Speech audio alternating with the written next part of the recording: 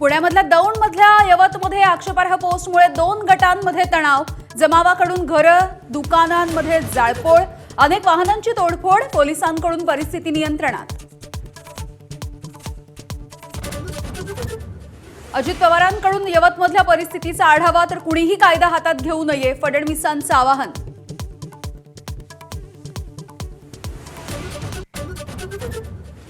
माणिकराव कोगाटे यांच्या खात्याच्या अदलाबदलीनंतरही विरोधाची धग कायम, कृषी खात्याच्या ऐवजी मिळालेल्या क्रीडा खात्याची अनेकांकडून खिल्ली. बेशिस्तपणे वागणाऱ्या मंत्र्यांवरती यापुढे सुद्धा कारवाई होणारच, मुख्यमंत्री देवेंद्र फडणवीस यांचं स्पष्टीकरण. सरकारमधल्या तिन्ही प्रमुखांनी सर्व मंत्र्यांना जाणीव करून दिल्याची ही माहिती.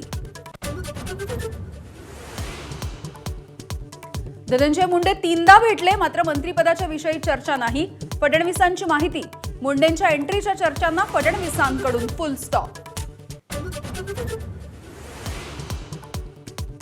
गृहराज्यमंत्री योगेश कदम यांच्याकडून आईच्या नावे असलेल्या बारमधल्या ऑर्केस्ट्राचा परवाना परत. अवैध प्रकार सुरू नव्हते तर परवाना का परत केला, अनिल परब यांचा सवाल. दिवंगत महादेव मुंडेंच्या न्यायासाठी बीडमध्ये अनेक संघटनांची बैठक.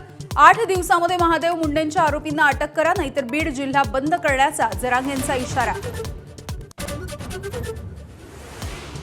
कोल्हापुरात महादेवी हत्तीणीला परत आणा, मठाधिपतींची वनताराच्या अधिकाऱ्यांकडे मागणी. महादेवी हत्तीणीला घेऊन जाण्यामध्ये संबंध नसल्याचं वनताराकडून स्पष्ट. नांदेडच्या शासकीय रुग्णालयामध्ये उंदरांचं साम्राज्य. उंदराने रुग्णाचे पाय कुरतडल्याच्या नंतर आता महिला रुग्णाच्या अंगावरती उंदीर फिरत असल्याचा व्हिडिओ समोर.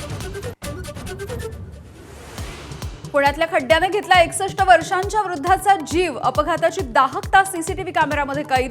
औंध परिसरामधली घटना. या घटनेला महानगरपालिका जबाबदार, स्थानिकांचा संताप.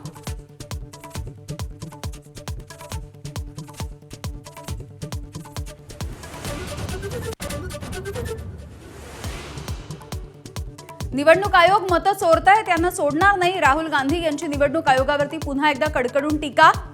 मतदार वगळणं हा देशद्रोहापेक्षा कमी गुन्हा नाही, असाही आरोप.